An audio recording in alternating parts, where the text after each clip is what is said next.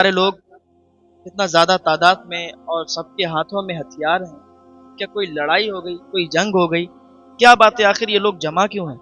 تو ایک شخص نے بتایا کہ ایک آدمی اپنے آپ کو اللہ کا رسول بتاتا ہے، اللہ کا نبی بتاتا ہے، اس سے اور اس کے لوگوں سے جنگ کرنے کے لیے ہم لوگ یہاں جمع ہوئے ہیں۔ تمام یہودی اس سے جنگ کرنے کے لیے جمع ہوئے ہیں۔ تو اس غلام نے جب اتنا سنا کہ محمد نام ہے، اپنے آپ کو اللہ کے رسول بتا رہے ہیں، تو یہ چپکے سے دھیرے دھیرے سے پیچھے کی طرف سے، جہاں پر حضور پاک صلی اللہ تعالیٰ علیہ وسلم اور صحابہ اکرام موجود تھے، ادھر کو چلا گیا۔ جانے کے بعد دھیرے دھیرے آقا صلی اللہ تعالیٰ علیہ وسلم کے قریب چلا گیا، اور تھوڑی دوری سے یہ حضور پاک صلی اللہ تعالیٰ علیہ وسلم کو جب پہلی نظر دیکھتا ہے، بالکل آپ پر فدا ہو جاتا ہے، حضور پاک صلی اللہ علیہ وسلم کا دیوانہ ہو جاتا ہے، کیونکہ اس سے پہلے صرف اس نے نام سنا تھا، آپ کو دیکھا کبھی نہیں تھا۔ لیکن اس دن جب اس نے نام سنا کہ وہ یعنی محمد الرسول اللہ صلی اللہ تعالیٰ علیہ وسلم آئے ہوئے ہیں اور یہ لوگ ان سے جنگ کرنے کے لیے جا رہے ہیں، تو اس نے سوچا کہ آج اچھا موقع ہے، ابھی تک صرف نام اور کام سنا ہے، آج لائیو دیکھیں گے، آج دیکھیں گے لوگ باتیں کرتے ہیں کہ ان کا حسن بڑا اعلیٰ ہے، انہیں جب کوئی دیکھتا ہے تو انہی کا ہو جاتا ہے، تو آج چلو چل کے دیکھتے ہیں۔ حضور پاک صلی اللہ تعالیٰ علیہ وسلم کو دور سے ٹک ٹکی باندھ کے دیکھتا رہا نہیں گیا تو دھیرے دھیرے حضور کے پاس پہنچا۔ حضور کے پاس جانے کے بعد کہتا ہے، کیا آپ ہی اللہ کے نبی ہیں؟ کیا آپ ہی اپنے آپ کو اللہ کا رسول بتاتے ہیں؟ حضور پاک صلی اللہ تعالیٰ علیہ وسلم نے فرمایا، جی بالکل، میں اللہ کا نبی ہوں، اور اللہ ایک ہے، اللہ وحدہ لا شریک ہے، وہی ایک ہے، اور اس کے سوا کوئی معبود نہیں، کوئی عبادت کے لائق نہیں۔ تو یہ شخص کہتا ہے کہ میں تو یہودی ہوں، اور آپ یہ بتائیں کہ میں آپ کے ساتھ کیسے آ سکتا ہوں؟ میں تو آپ کا دیوانہ ہو گیا ہوں، میں تو آپ پر فدا ہو گیا ہوں، میں نے صرف ابھی تک آپ کا نام سنا تھا، آپ کو دیکھا نہیں تھا، لیکن آج آپ کو دیکھ لیا ہے، اور جب آپ کو دیکھ لیا ہے تو پھر آپ سے جدا ہونے کو دل نہیں کہہ رہا، آپ کے پاس سے ہٹنے کو دل نہیں کر رہا، آپ مجھے اپنا بنا لیجئے، اپنا دیوانہ کر لیجئے، اپنا غلام بنا لیجئے۔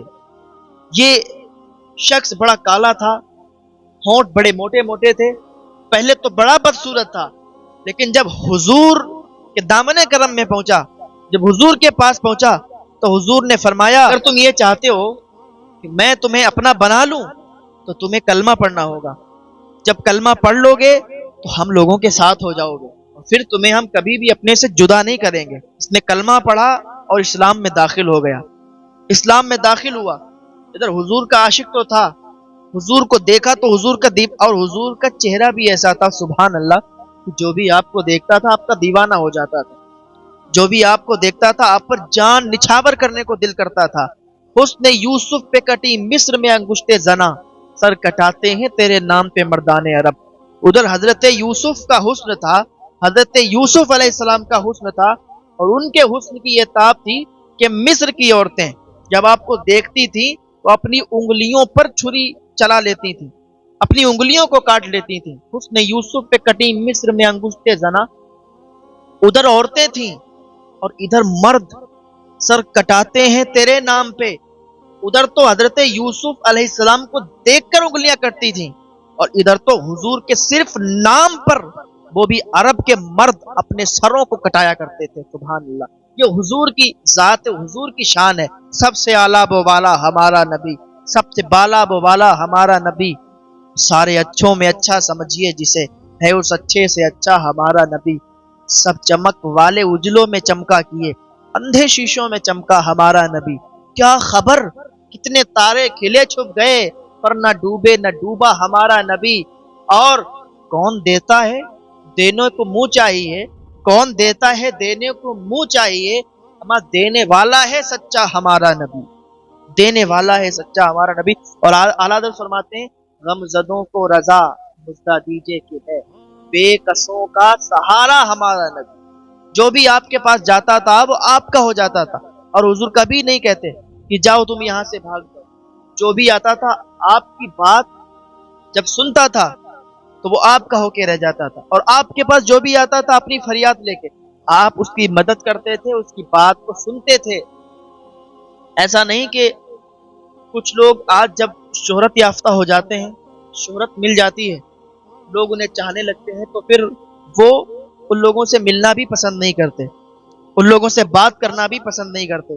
لیکن اللہ اکبر، یہ میرے حضور کی ذات ہے کہ کوئی بھی آپ کے پاس آتا، یا امیر ہوتا یا غریب ہوتا، مسکین ہوتا، کوئی بھی ہوتا، حضور سب سے محبت کے ساتھ بات کیا کرتے تھے، حضور سب سے بات کیا کرتے تھے، اور سمجھانے کا طریقہ تو بالکل الگ ہی تھا۔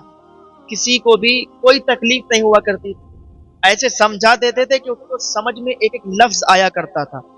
حضور پاک صلی اللہ تعالی علیہ وسلم کے پاس کچھ لوگ بیٹھے ہوئے تھے، تو ایک شخص آ کے کہتا ہے، یا رسول اللہ صلی اللہ علیہ وسلم، میں آپ کی ہر بات مانوں گا، آپ کی ہر بات ماننے کے لیے تیار ہوں، لیکن یا رسول اللہ میں زنا کرتا ہوں، میں زنا نہیں چھوڑ سکتا، میں زنا نہیں چھوڑ سکتا، مجھ سے زنا نہیں چھوٹے گا۔ تو آج کا کوئی شخص ہوتا، ہم اور آپ جیسا کوئی شخص ہوتا، تو اس کو بڑا ذلیل کر دیتا کہ کیسی باتیں کر رہا ہے، کہ تو کہتا ہے کہ زنا نہیں چھوڑ سکتے، ایسا کیسے ہو سکتا ہے، تو گناہگار ہے، تو ایسا ہے، تو ویسا ہے، بہت سی باتیں آ جاتی ہیں ذہن میں، اس سے کہہ دیتے۔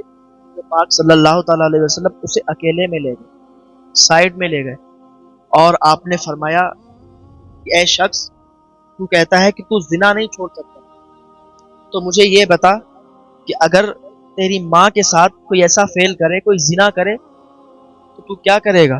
کیا تجھے یہ گوارا ہوگا؟ کیا تجھے یہ برداشت ہوگا؟ اس نے کہا یا رسول اللہ نہیں۔ کہا تیری بہن کے ساتھ کوئی کرے، تیری بیٹی کے ساتھ کوئی کرے، کیا تجھے یہ گوارا ہوگا؟ کہا یا رسول اللہ نہیں، میں توبہ کرتا ہوں کہ میں آج کے بعد کبھی بھی زنا نہیں کروں گا۔ سبحان اللہ، یہ سمجھانے کا طریقہ، قربان جائیں اس نبی پر، اس کے صدقے میں ساری کائنات بنی۔ تبھی تو اللہ تعالیٰ فرماتے بے کسوں کا سہارا ہمارا نبی، غم زدوں کو رضا مزدہ دیجے کہ گئے، بے کسوں کا سہارا ہمارا نبی۔ کوئی بھی آپ کے پاس آتا، آپ اس کا سہارا بنتے، کوئی بھی آپ سے مدد مانگتا، آپ اس کا سہارا بنتے۔ تو میں عرض کیا کر رہا تھا کہ وہ یہودی کا غلام، وہ حضور پاک صلی اللہ تعالی علیہ وسلم کے نام پر قربان ہونے کے لیے تیار ہو گیا، حضور پاک کا کلمہ پڑھ لیا اور اسلام میں داخل ہو گیا۔ اب اس نے اجازت چاہیے کہ یا رسول اللہ صلی اللہ علیہ وسلم، میں اب جنگ لڑوں گا، جنگ کروں گا آپ کی طرف سے، اور میں چاہتا ہوں کہ میں جنگ میں شہید ہو جاؤں۔ حضور پاک صلی اللہ علیہ وسلم نے اس کو اجازت دے دی کہ جاؤ۔ اس نے تلوار لی اور جنگ میں اتر گیا۔ جنگ میں جانے کے بعد کافی دیر تک لڑتا رہا اور پھر شہید ہو گیا۔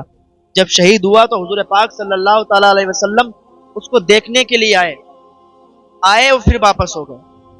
تو صحابہ کرام عرض کرنے لگے یا رسول اللہ صلی اللہ علیہ وسلم، آپ دیکھنے گئے اور ایک دم واپس آ گئے؟ تو حضور پاک صلی اللہ تعالی علیہ وسلم نے فرمایا میرے صحابہ، میں اس کے پاس گیا تھا، اس کے پاس ابھی حوریں بیٹھی ہوئی ہیں، اس کے پاس ابھی حوریں بیٹھی ہیں۔ آپ ذرا مجھے یہ بتائیں، کیا اس نے بہت زیادہ نمازیں پڑھی تھیں؟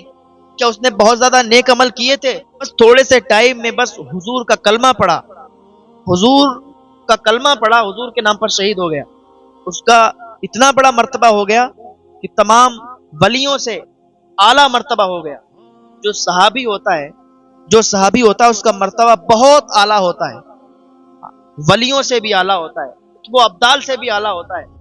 اس نے حضور کے نام کا کلمہ پڑھا اور حضور کے نام پر اپنی جان کو قربان کر دیا، حضور کے نام پر شہید ہو گیا، تو حضور پاک صلی اللہ تعالی علیہ وسلم نے اس کے لیے جنت کی ضمانت دی، یہ جنتی ہے۔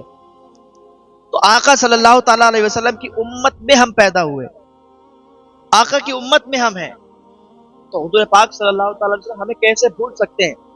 تو ذرا ہم بھی تو اپنے گریبان میں جھانک کر دیکھیں کہ حضور ہمیں نہیں بھول سکتے ہیں، پر ہم حضور کو کیسے بھول سکتے ہیں؟ ہم حضور کو کیسے بھول سکتے ہیں؟ لیکن آج کا یہ ماحول ہے، آج کا معاشرہ ہے کہ ہم نے حضور کو بھلا دیا ہے، ہم نے حضور کو بھلا دیا ہے، ہم نے اپنے دل سے، اپنی دکانوں سے، اپنے مکانوں سے، اپنے گھروں سے حضور کو نکال دیا ہے۔ آج ہمارے سینوں میں، ہمارے دلوں میں حضور کی محبت نہیں بچی۔ ہمیں حضور کی محبت کو لانا ہوگا، ہمیں حضور سے محبت کرنا ہوگی۔ جو ہمارے لیے اتنا سوچتے ہیں ان کے لیے ہمیں ضرور ان کی محبت کو اپنے سینے میں داخل کرنا پڑے، کیونکہ حضور پاک صلی اللہ تعالی علیہ وسلم